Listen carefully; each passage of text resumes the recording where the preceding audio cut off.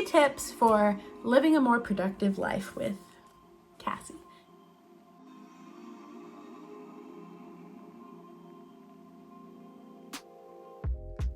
It took everything inside of me to start this video today, and we're gonna just get started. So my name is Cassie Rose. I'm so thankful that you are here watching this with me today, because I think all of us struggle at times to just live the most productive life that we possibly can. Personally, productivity is very important to me because there's only so much time that we have. We all have 24 hours in a day, and what we do with that 24 hours is going to characterize what our future looks like. I'm the type of person who will work, complete workaholic with everything that I do, whether it's my actual paying job or whether it's YouTube or whether it's, you know, the hobbies that I have. I spend so much time on it. But then if you've ever been in a working season, have you noticed that there is a lull in productivity at a certain point where you're just no longer getting quality work done? Well, that is because most of the time when we're working, we're not intentionally thinking about what we can do to make that time more productive and beneficial for us, and what we can do in the off time to really refuel enough so that when we go back to work, we can get more done. So today I have 3 tips for you on how to live a more productive life. So let's jump into it. Number 1, only work for 50 minutes at a time. 50. The reason that I say 50 is because research has shown that 50 minutes is the ideal amount of time for any person to focus on one given task. If you want to read more about that, go ahead and pick up the book High Performance Habits by Brendon Burchard. I am reading this book currently. It was suggested by a lot of different people, but what Brendon Burchard has done is he has created the High Performance Institute, where he does research to look at what high performers in their fields, whatever field that may be, what they do to be the best that they can be. And so productivity is something that he looks into in detail. He's done a lot of scientific research about it, so go ahead and check that out. Check out some of his research if you want to know more. But what he's found is that 50 minutes is the ideal amount of time for any person to work. What that means is when you sit down in your chair to start a task, whether you're writing out emails, something that you're going to speak for a group of people, you're writing a blog post, you're creating a video, whatever your work is, you're making music, set a timer for 50 minutes and work for that 50 minutes. And when that timer goes off, no matter how you feel, even if you feel like you could keep powering through, stop, stand up, and take a 1 to 2 minute break.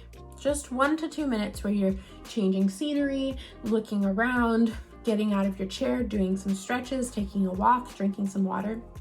Every 50 minutes, get up and move around so that you can sit back down, refreshed, renewed, ready to start. And what you'll notice is that by doing this, by working for 50-minute increments, you're going to be refueled every single time you sit back down in the chair, and you're going to be ready to take on the task at hand. That is key to whatever it is that you're doing. Make sure that you are taking breaks, mental breaks. Number 1 tip, work for 50 minutes at a time. Tip number 2, work intentionally. When you sit down for a chunk of time, whatever time that is, before you get started on your work, start it with intentionality. I'm speaking to all the workaholics here. Anytime that you get in a grind of, I'm gonna work, sometimes we're so focused on getting all the tasks done that we forget the why behind them. And when you're working for long periods of time, slowly losing your why is going to help. It's going to cause you to lose productivity, because no longer is it something that you're passionate about, that you care about, that you're fighting for, but it just becomes another box to check off of your list. Every morning when you go to start your workday, every time you go to exercise or to do anything, begin it by asking yourself, why? Why am I doing this? What is the outcome that I want from this? Let's say that you're writing an email to people that you work with. Ask yourself, what's my intention? What do I want to get out of this email? What do I want to communicate to them? Why am I writing this? Now, sometimes that might feel silly because you're like, oh, it's just a memo. I'm just trying to get some information out. But okay, Why? Because you work in an organization where communication is necessary and you're a part of that, okay? Well, just asking that question of why is going to bring deeper meaning into that task, and it's going to allow you to focus better. The most exhausting thing, to me at least, is to go through a day where a majority of my job is just tedious tasks that I'm doing over and over and over again without any sort of purpose. So by stopping and asking yourself, what's my intention behind this? Why am I doing this? Then you're giving yourself an opportunity to care about what you're doing. You're giving yourself an opportunity to love what you're doing again. Tip number 2 for a more productive life is to do everything with intentionality. Start your day by asking, what's my intention behind this? Why am I doing this? What do I want to get out of it? And then go from there. Final tip, tip number 3, take a day off.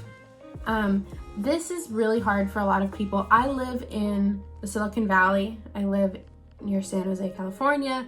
It is an extremely fast-paced environment here. It's very difficult to slow down. I have a lot of followers that I don't know, so please comment down below, like where you live, not your address, but comment down below about where you live and what the environment's like, because where I live, people are going at 100 miles a minute. Work is everything. People don't have free time. Even their vacations and their days off are chock full of important things that they have to do. We don't slow down here, and I was raised here. So this fast-paced environment is just how it is. And if any of you have noticed that I talk really quickly, I, am very energetic, things like that, it comes from the environment that I've been surrounded in for my entire life. So something that I've learned to value greatly is having a day off, or for me, it's a Sabbath. It's a day that I take to rest, refuel, and reconnect with the point of it all, because I don't want to get caught up so much in my work that I forget that who I am as a person is valuable, where I'm going is important, my goals in life, all these things matter. They matter so much. And it matters for you too. So when we're thinking about productivity, I can guarantee you that anybody who searched on YouTube how to be more productive, or how to live a more productive life, it's because you care about this fast-paced environment, or you care about achieving more, getting farther, doing more. You're never going to achieve as much as you could unless you take time to slow down. The most effective way that I have found to do this is to have one day every single week where I stop and I slow down and I reconnect with the point of it all. Find one day every single week that you can disconnect from work, slow down, and take that time to take care of yourself, because what you're going to find out is that you are going to be exponentially more productive the days that you check back into work. And this may seem very introspective and thoughtful, but I want you to think about just from a physical standpoint. Every athlete has a day off. Every athlete has a rest day. They've learned that when you push yourself at this high pace, you need a day to stop and relax and recover. Physical recovery for our muscles, for our joints, for our breathing, for everything. We need to have this ebb and flow to life where we're not just constantly going at 100 miles a minute. And if our bodies have recognized that we need that, if our biological makeup determines that we need to take a break at least once a week, because science shows that our bodies need at least 1 week to recover, that if you're working out 6 days a week, you really should have a 7th day where you're recovering. And if our bodies have learned that that's necessary, how much more should we learn that that's necessary? So find one day that you can take off. Now, some of you might be thinking, one day? I don't even have an hour that I can take off of work. How am I supposed to find an entire day? Maybe it's going to be a bit of a challenge for you, but start with that hour every single day. Start with taking some time out of, your Saturday. If you usually work 7 days a week, choose a Saturday or a Sunday where you're going to say, I'm going to take the morning off. And then slowly move into, okay, well, I'm just going to work for these hours in the afternoon. Build up your resistance, because what this really is, it's not that you don't have the time. It's not that you have such a huge workload that you couldn't possibly take it off. It's that you have not forced this balance into your life and made it a priority. This is a key thing that I want to point out with this whole concept of productivity, because We often think that we need to learn to be more productive in order to get everything done that we want to, in order to accomplish all of our goals. But we have time. The key is that we haven't prioritized that time to really make what's valuable to us the priority in our schedule. It's interesting because studies have shown that people, if you're working an average of 40 hours a week, that people spend 30% of their time working, 30% of their time sleeping, and 30% of their time doing anything else. That this is this balance that we generally have. The majority of people right now in the world in full-time jobs are working way more than 40 hours a week. So this balance that we're supposedly, getting by working full-time, we're offsetting it. But then think about even more. Did you know that the average American watches 4 to 5 hours of TV every day? To me, that's just crazy because I don't watch TV most of the time. I'll go through weeks where I'm like binging Netflix ridiculously. But for the majority of my time, I'm not watching TV because I just have so many other things that I want to get done.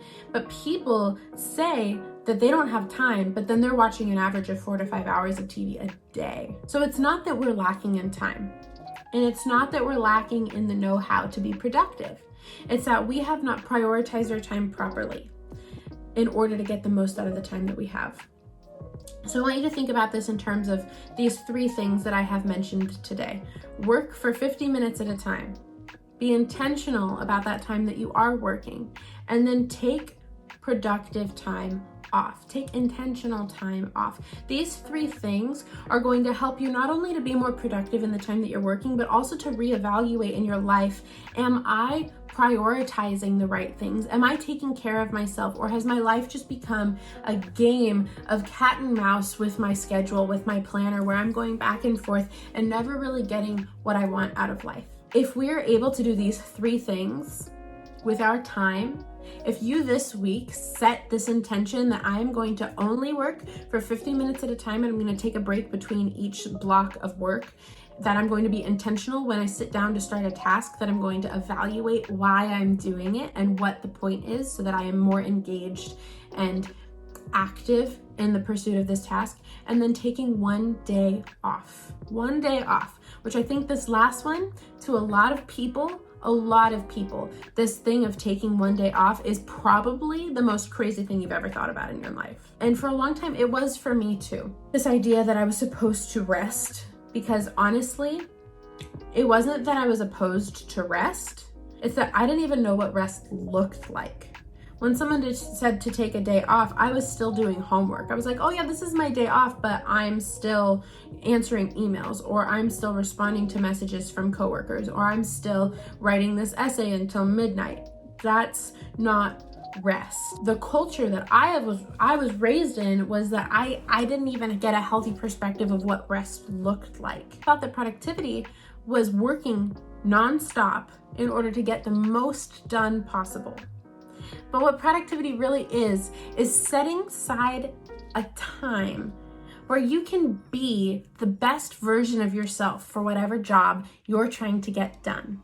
It doesn't mean filling up your schedule to the brim with everything that you have to do. It doesn't mean somehow adding a 25th hour to the day in order for you to accomplish what you want to. What it means is that you're going to reevaluate the way that you prioritize your schedule in order to take care of yourself first. Remember your why and not exhaust yourself in the process. So those are the 3 things that I would really suggest. I have practiced these in my personal life for years now, and they have done a world of a difference, especially the 50-minute thing. I mentioned that I read about that in High Performance Habits by Brendon Burchard, but it was actually something I had already started a long time ago. But now understanding the research behind it just really solidified how necessary it is. So I want to just suggest that you guys try these things out. If you're feeling less productive in your life than you would like to be, these 3 things are going to be transformational in you to get to where you want to go. So I hope that this was helpful to you. I hope that this was something that you can really practically implement in your life. That's what I'm all about, is practical changes that you can do to perform better in your everyday life, We all have things we want to accomplish. I have things that I want to accomplish, but what that means is that we're going to have to make practical changes every single day to get there. And I know that you can do it. I've done it and I'm still doing it. So this is a journey that we all get to take it together and it's so fun. But I will see you guys next week with another video and just a little like conversation. I've noticed that the videos that I've done that have really, people have really enjoyed have been on budgeting and finances, and then I talk about personal development in a lot of aspects. So if there's something that you'd really like me to talk about specifically, please comment down below what that is, what you'd like me to talk about, because I want to provide you guys with the resources that are helpful to you. Please like and subscribe. Go ahead and comment down below on where you're from and what type of personal development you would find really helpful, and I will see you guys next week. Bye. Okay, is the ideal. Hi, Shar. Hi, Floofy. You want to come here? Come join me. Yeah, come on. Here's Charlotte. She's here. We can start now. Everything's about her. We're about that. Go ahead and, you want to go up there? There you go. Now sit and chill.